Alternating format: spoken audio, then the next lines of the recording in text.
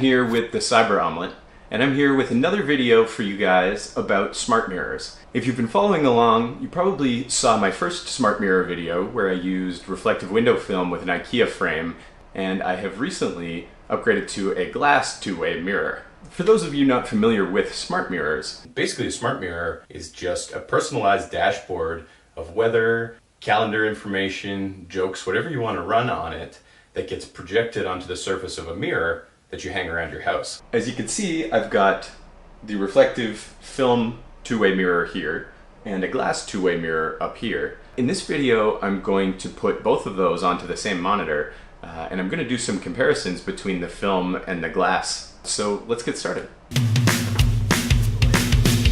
Dark stuff, so lights around.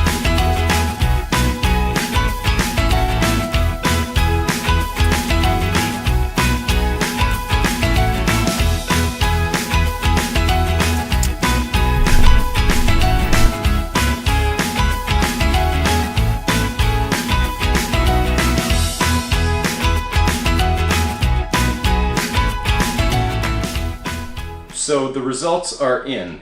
We'll start by talking about transmission. This describes how clearly the text comes through. So I actually broke this into two categories and looked at two different cases. Dark lighting conditions, which are common at night, and ideal lighting conditions. Then I rated them on bleed, which is how obvious the monitor stands out within the glass, as well as sharpness. So in dark lighting conditions, I found the glass actually had quite a significant bleed to it, so I've given it 3 out of 10. The crispness of the letters was actually negatively affected by a double reflection on the glass, so they get a little bit blurred, and I've given it 3 out of 10 on the sharpness as well.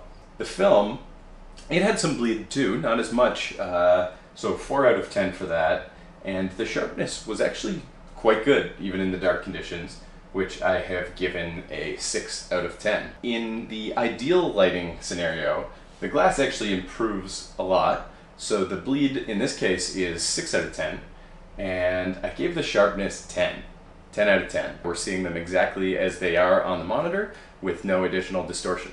The film, on the other hand, I gave it an 8 out of 10 for bleed. So it improved as well, but there's still some visible outline for that monitor. And for the sharpness, I gave it a 6 out of 10.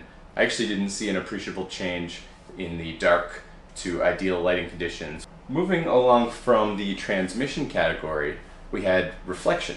And this is less about what the monitor is showing you and more about how the environment looks. So for this, I just took a picture of myself in the same place with the same lighting conditions, and I only rated this one in one category, which is clarity. So looking at the glass reflection, it looks just like a mirror. There's no visible distortion. So I gave it a 10 out of 10 for clarity. The film, unfortunately, this is where it suffers the most. And it looks like the photo is out of focus, but it's not a perfect reflection. So unfortunately, it falls a bit there with a rating of 3 out of 10.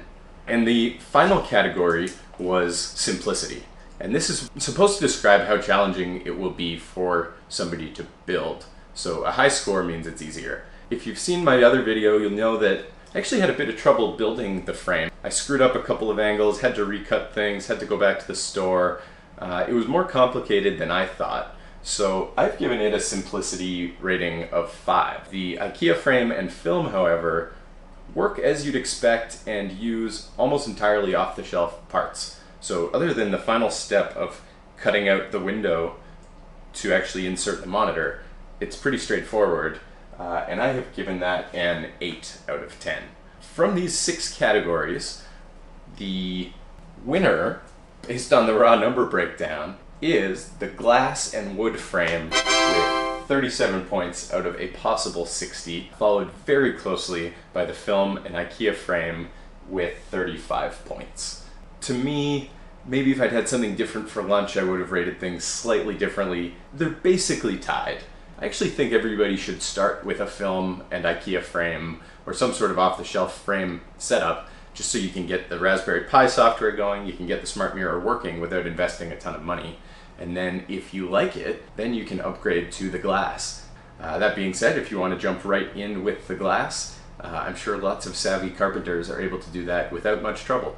So I hope this has been helpful for you. I did my best comparing these. Thank you so much for watching.